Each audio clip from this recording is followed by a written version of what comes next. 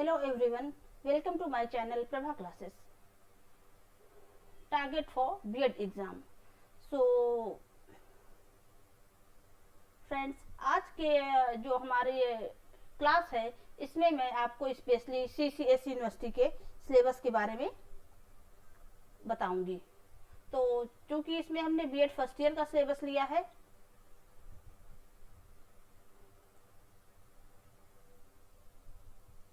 हाँ,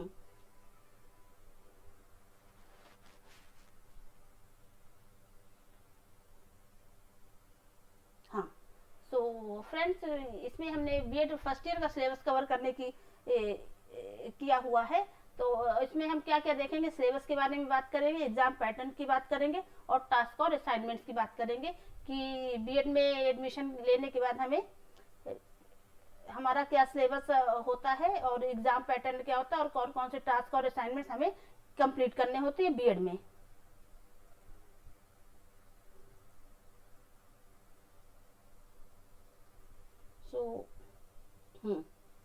सो पहले बात कर लेते हैं कि जो हमारा ये B.Ed का सिलेबस है, इसमें इसको बेसिकली 3 ग्रुप में डिवाइड किया गया है, ग्रुप ए, ग्रुप बी और ग्रुप सी।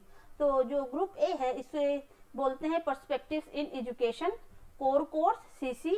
और जो हमारा ग्रुप बी है इसमें करिकुलम एंड पेडागोजी के बारे में बताया गया है, इसको पीसी बोलते हैं। और जो हमारा ग्रुप सी है ये है experiences for enhancing professional capacities, EPC. तो फ्रेंड्स हम बात कर लेते हैं पहले कि ये जो ग्रुप ए में कौन कौन से हमारे सब्जेक्ट इंक्लूड किए गए हैं। पहला है CC1।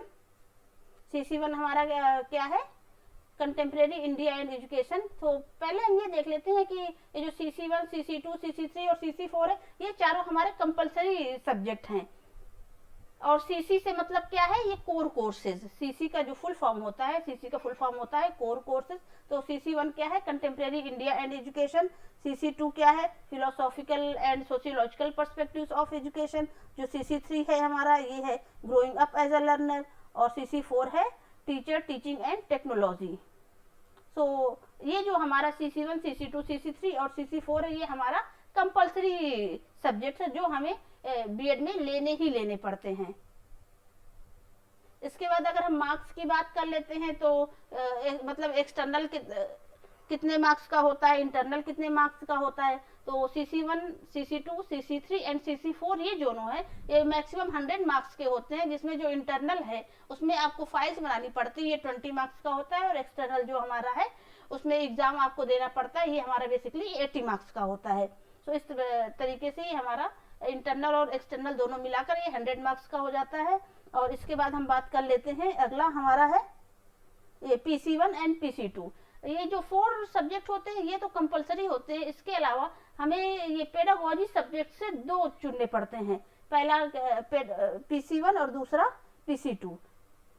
ये भी हमारे 100 मार्क्स के होंगे। इसमें जो हमारे इंटरनल होंगे 20 मार्क्स के और एक्सटर्नल 80 मार्क्स के।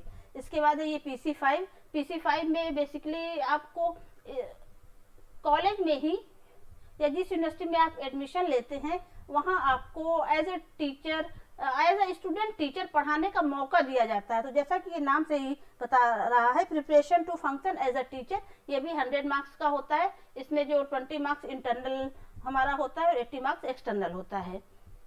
इसके बाद हमारा है फील्ड एक्टिविटीज बेस्ड प्रैक्टिकम है। इसमें EPC1, EPC2 और EPC3 है, ये तीनों की फाइल्स बनती है। और क्योंकि ये दोनों की जो हमारा, अगर हम EPC3 की बात करते हैं फ्रेंड्स, तो EPC3 जो हमारा EPC1, EPC2 और EPC2 जो है इसमें आर्ट और एस्थेटिक्स की फाइल बनती है। आर्ट और एस्थेटिक्स मतलब कि इसमें जो क्राफ्ट्स के 5 आइटम्स आपको बनाने पड़ते हैं और वो आपको एग्जाम के टाइम सबमिट करने पड़ते हैं।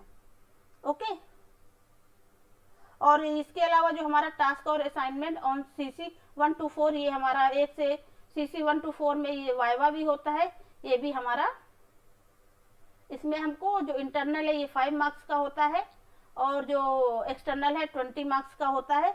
और ये मैक्सिमम मार्क्स ये कितने मार्क्स के होते हैं, हमारा ये टास्क एंड असाइनमेंट ये हमारा 25 मार्क्स का होता है। और ये EPC1, EPC2, EPC3 ये हमारा ये भी 25 मार्क्स का होता है, जिसमें 5 मार्क्स इंटरनल बेस्ड होते हैं और जो 20 मार्क्स होते हैं एक्सटर्नल बेस्ड होते हैं।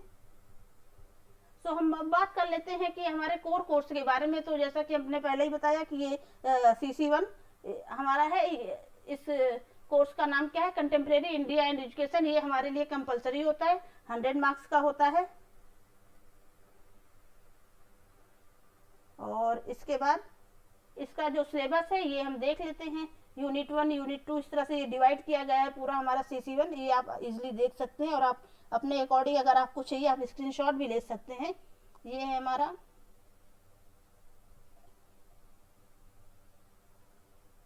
इसमें education in India, policy framework of education in pre independent period, ये सारे मतलब कि जो सब हमारे सिलेबस में ये सारे कंटेंट इंक्लूड किए गए हैं। Policy framework of education post independent period, elementary education क्या है, ये हमारा कंटेम्प्रेरी इंडिया एंड एजुकेशन में आता है।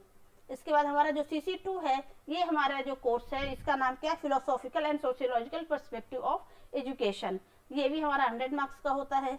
और इसका सिलेबस भी आप देख सकते हैं कि इसके सिलेबस में बेसिकली ये 5 या 6 यूनिट में डिवाइडेड है।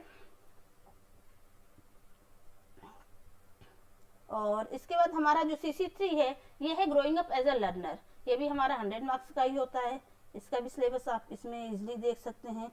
ये रहा, इसमें इस खास तौर से growing up as a learner मतलब साइकोलॉजी, जो लर्नर होती है उसके साइकोलॉजी की बात की जाती है इस कोर्स में हमको देखने को मिलता है।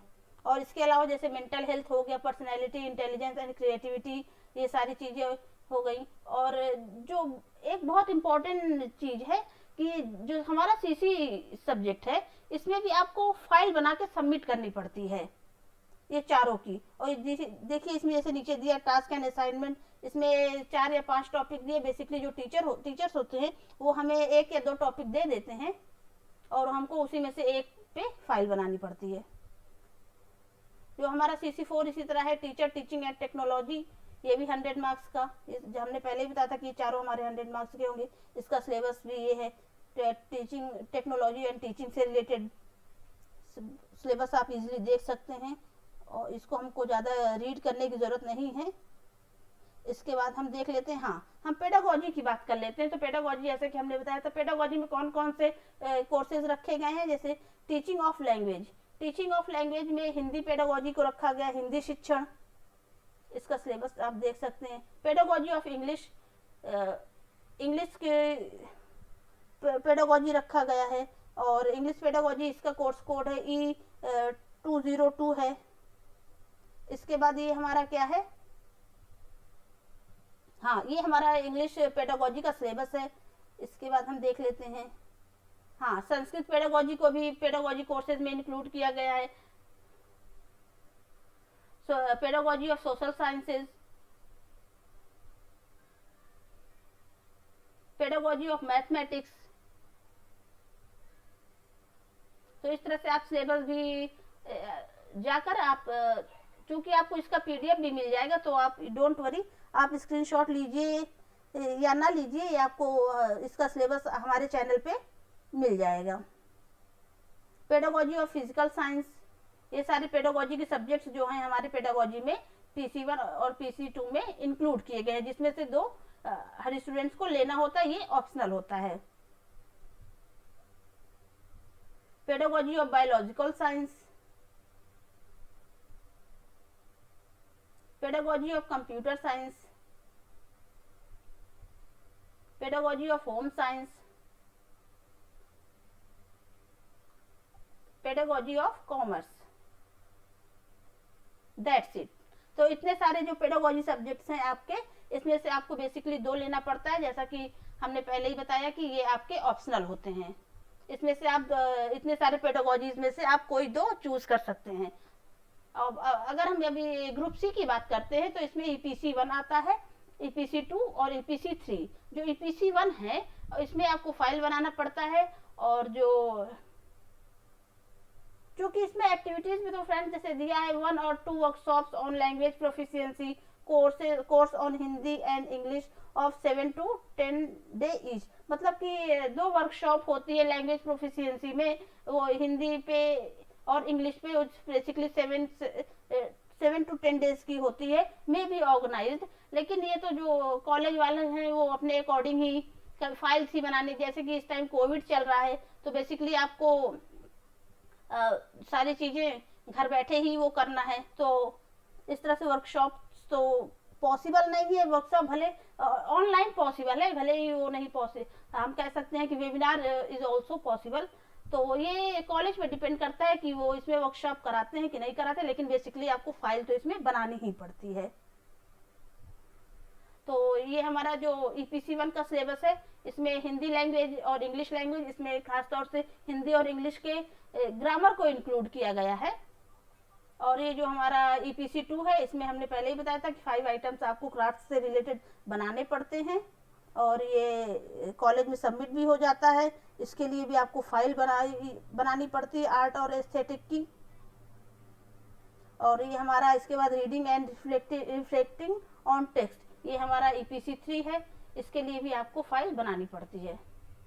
सो थैंक यू फ्रेंड्स, आज की क्लास में इतना ही। हमने बीएड के सिलेबस के बारे में डिटेल्स, जो हमारा बीएड फर्स्ट ईयर का सिलेबस है वो मैंने डिटेल्स में आपको बता दिया है। अगर आपको इससे रिलेटेड कोई भी क्वेरी है तो आप हमारे यूट्यूब चैनल पे पूछ सकते हैं।